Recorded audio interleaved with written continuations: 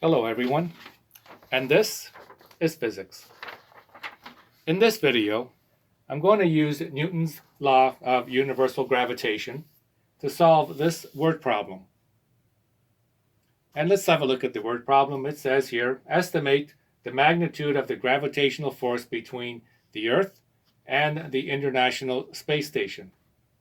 The International Space Station is orbiting the Earth at an altitude of 404 kilometers above the surface of the Earth, and it's also traveling at a speed of 27,603 kilometers per hour.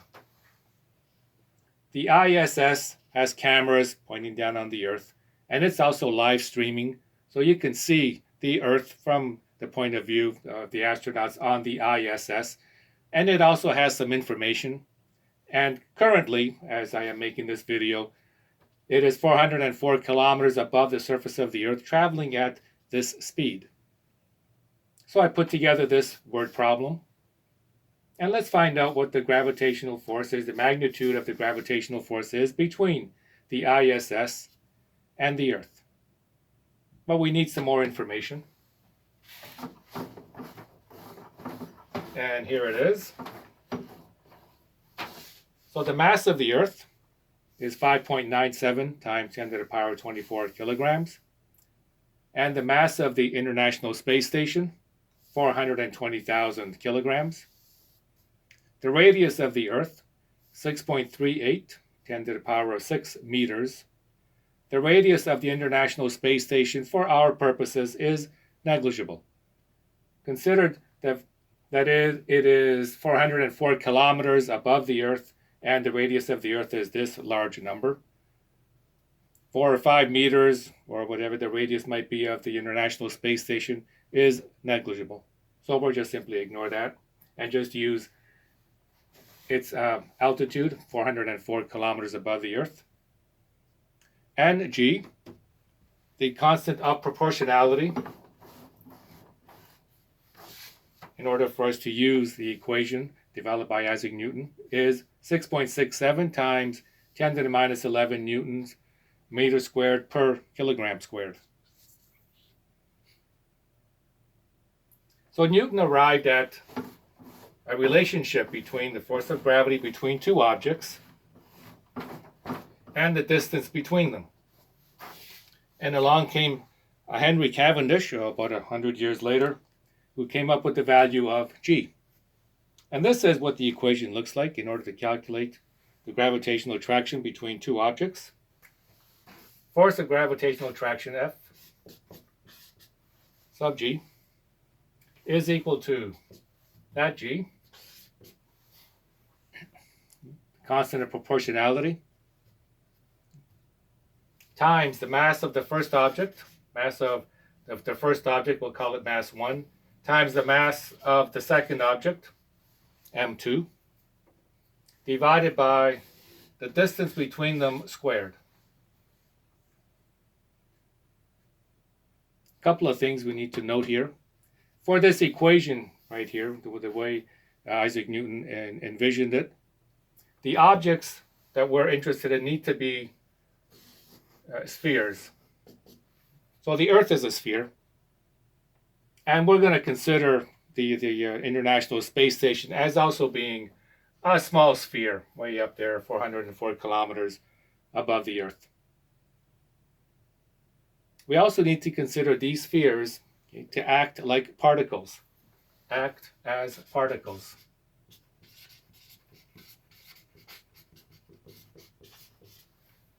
And the way we do that is we use our imagination, and we take all of the mass of the size of the Earth, all of the mass of the Earth, and put it here at the center. And we take all of the mass of the International Space Station and put it right there at the center. And we're going to ignore the diameter, the radius of the ISS for our purposes. But this is how to use the equation here. And the distance between them, from this particle to that particle, we're going to assume these masses are condensed down as particles. And I did a little bit more about this on another video. You can search for it. The distance between these two here, the two centers, is r. from the center of the Earth.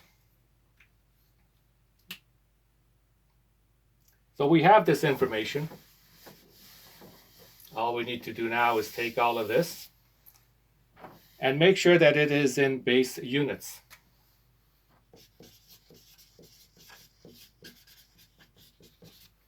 Base units.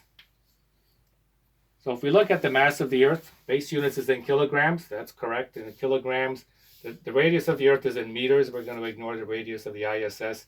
And G is in newtons meters squared per kilogram. So everything here is good, proper base units. That's a derived unit, derived from base units, so it's still valid. Up above, we have the height or the altitude of the ISS is 404 kilometers above us. This is not base units. We're going to need this number, but we have to change this into meters. As far as the speed goes, we're going to ignore the speed. So I'm going to draw a diagram in order for us to solve this problem.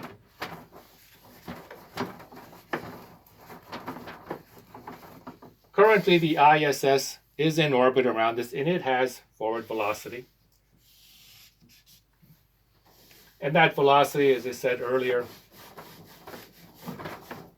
27,603 kilometers per hour, traveling around the Earth. For our purposes, we're going to stop the ISS and let it just simply hover above the Earth. So here, if you could draw a picture of the word problem, here is the Earth. And we're interested in the center of the Earth. Take all of the mass of all of the Earth and put it at the center. If we do that, then since the gravity emanates from mass, then all of the gravity of the Earth is concentrated here at the center. So we're going to work from the center of the Earth. And the ISS is up here somewhere. We'll just draw as such. And we're going to stop it. It's no longer traveling at 27,000 kilometers an hour. We're just going to stop it right here. And the height from the ISS to the surface of the Earth, right here, we said was 404 kilometers. And we need to change that to 2 meters times 1,000 meters divided by 1 kilometer. That is equal to 404,000 meters. So the height, or the altitude from the surface of the Earth to the space station is 404,000 meters. But our equation works from center to center. R here, like I said, here is center to center. So we need to bring that height all the way down here to the center of the Earth. Obviously, this is nowhere near the scale. And this distance, the center of the Earth, the radius of the Earth is, and we said that above, radius of the Earth, 6.38 times 10 to the 6 meters.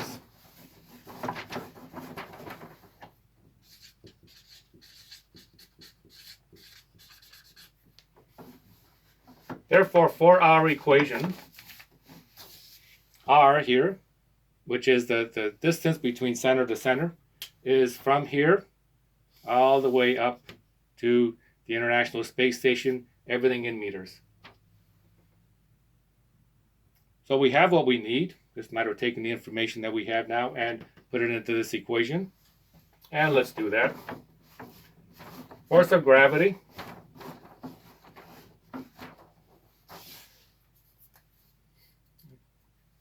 or the force of gravitational attraction between the two is equal to G, which was 6.67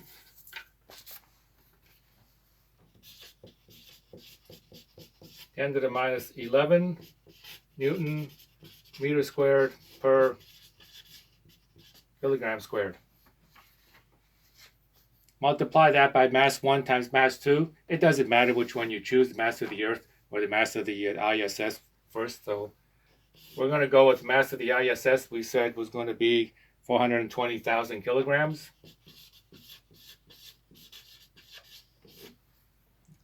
And the mass of the Earth, 5.97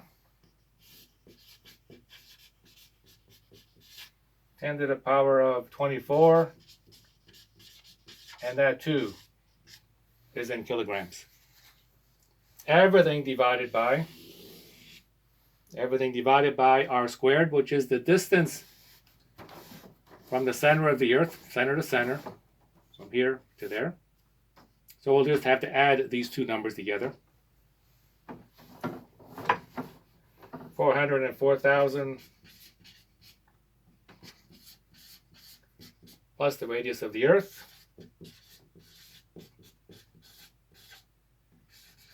And everything is going to be squared.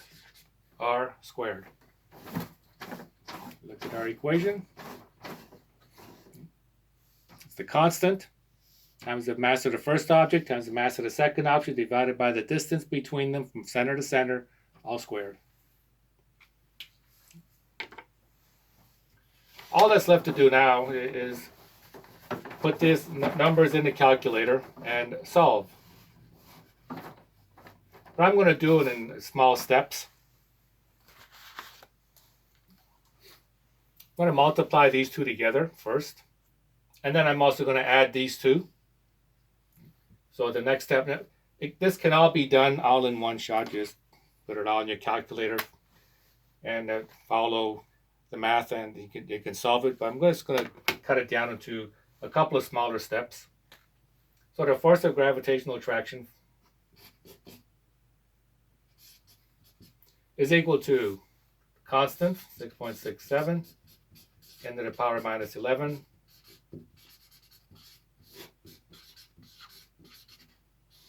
divided by kilogram squared. Multiplying these two together, and we can do that here. And I recommend that you have your calculator set in scientific notation so we can work with these large numbers.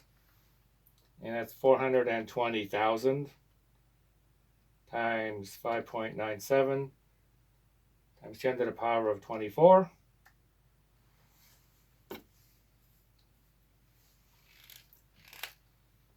So those two multiplied together, and put all the numbers down.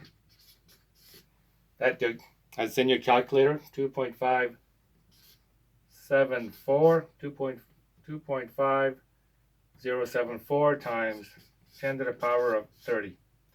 And the two units, kilogram times kilograms, becomes kilograms squared. Everything divided by, I'm going to add these two together. 404,000 plus 6.38 exponential 6 is equal to 6.784 times 10 to the power of 6. Everything is in meters. This was also meters. All squared.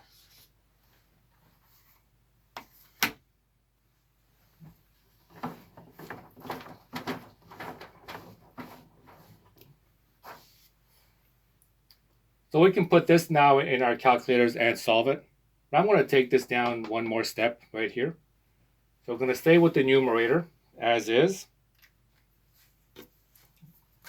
And the force of gravitational attraction between the Earth and the ISS. Have the constant. And the units are Newton meters squared per kilogram squared. Multiplied by 2.5074 10 to the power of 30 kilograms squared, and everything divided by, so let's square this. Take this 2, I'm going to remove these brackets, take that 2, square the number and square the meters. So that 2 operates on the number as well as the meters. So putting this on our calculator and squaring it, and I get 6.784 exponential 6 squared. 7 equals, and I'm going to square that. It's easy to make a mistake in calculators. The number I have, squaring this number, that one, 4.6022 656 times 10 to the power of 13. And squaring the units is meters squared.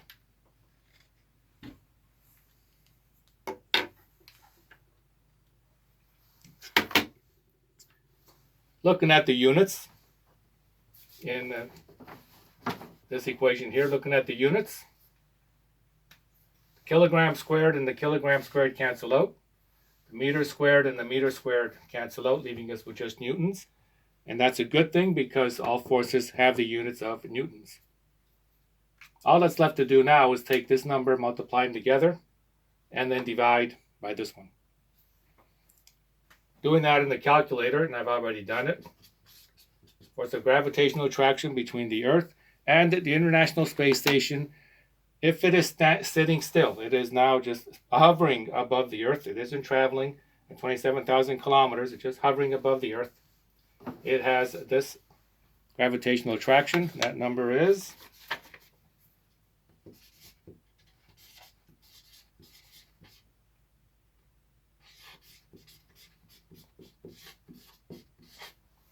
power 6 newtons.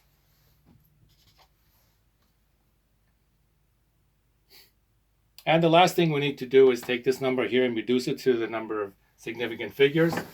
If we go back to the original question and the numbers that were supplied to us,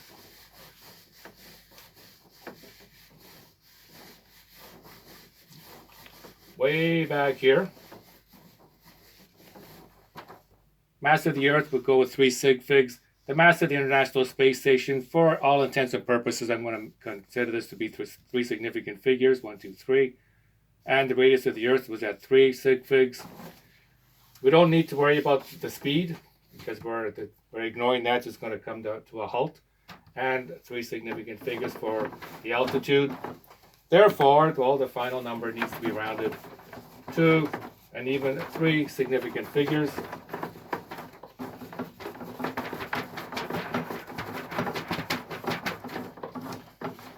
And it's coming. There it is.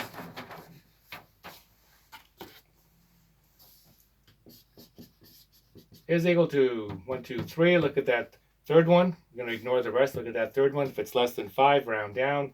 5 or greater, round up. 8.63 times 10 to the power of 6 newtons.